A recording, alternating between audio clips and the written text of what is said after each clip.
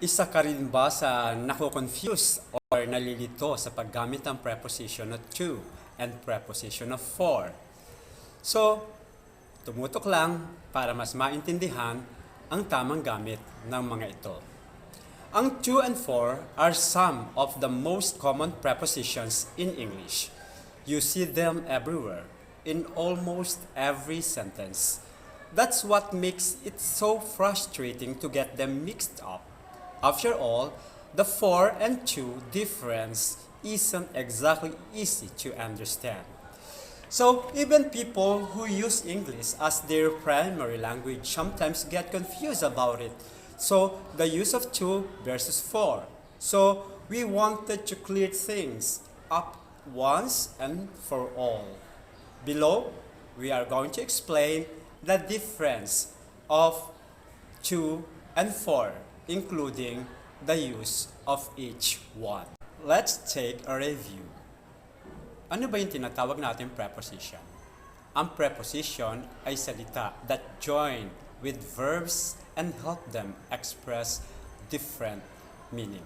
So, sa parts of speech, ito yung medyo nakakalito. Ito yung medyo mahirap gamitin.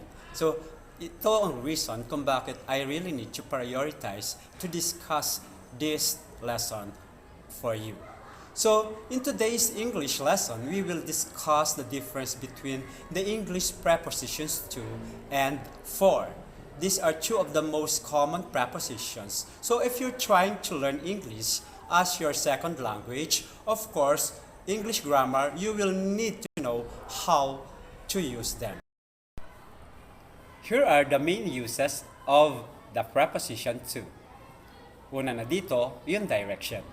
So when we say direction, expressing movement towards something. So, again, movement towards something. Direction. So, halimbawa, we are going to the zoo this weekend. So, to the zoo. Saan pupunta this weekend? To the zoo. So, we use the word to. Now, look to the left and right when crossing the street. Saan titingin? To the left and right.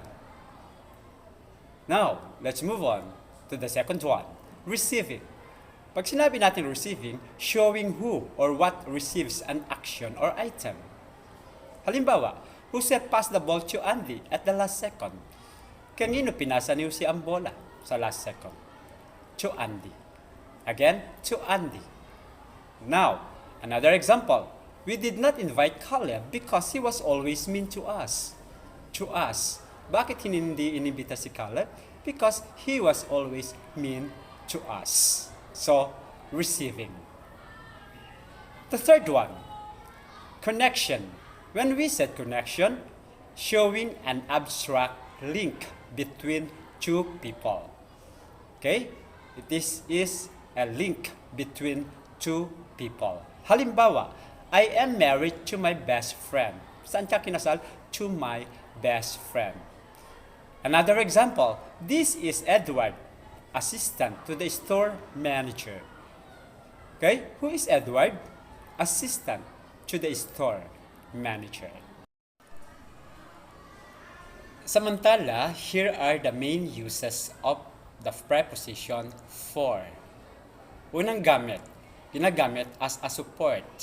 So, big sabihin, indicating agreement or favor towards something.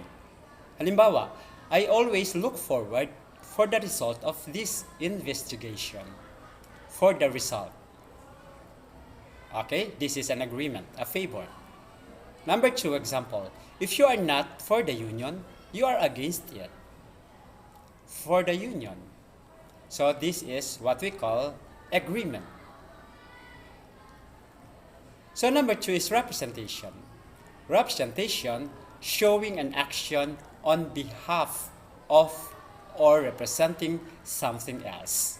Halimbawa, I speak for everyone when I say that we're happy you're here. For everyone. I speak for everyone. Okay? So, on behalf or representing something else. So next, I may work for Walter Mart, but I don't shop there.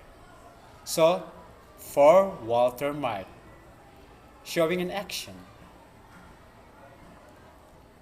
Another is exchange. When we said exchange, this is introducing the second part of a purchase, deal, or trade. Halimbawa, I will give you my potato chips for your French fries. For your French fries. So this is a deal. He bought the entire package for only 1,000 pesos. For only 1,000 pesos. Okay? This is a purchase. Ang pag-apat na gamit ay yung length na tinatawag. So when we said length, indicating length of time or distance. Tulad halimbawa, she worked there for 4 years and the boss never learned her name. For 4 years, so length of time.